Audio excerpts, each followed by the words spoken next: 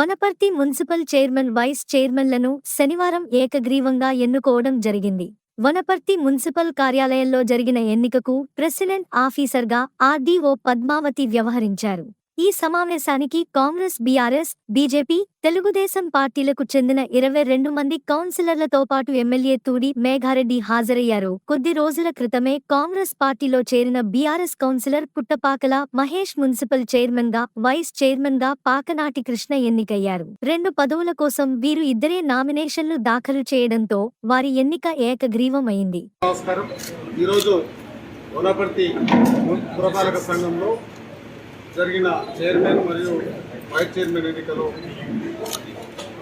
ఈరోజు ఎన్నిక కాబడిన పుట్టపాక మహేష్ చైర్మన్గా అండ్ వైస్ చైర్మన్గా అన్న కృష్ణ గారు, మా కర్ణాటి కృష్ణ గారు, వాళ్ళిద్దరికీ ప్రత్యేక అభినందనలు, కంగ్రాచులేషన్ తెలియజేసుకుంటున్నా.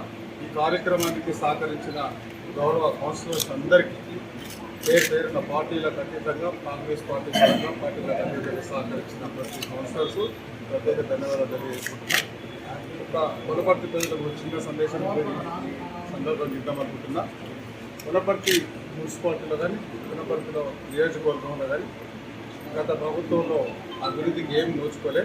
ఒక రోడ్ వైడింగ్ అని చెప్పి 4 బిల్డింగ్లు అంటే డెవలప్మెంట్ అనుకున్నారు.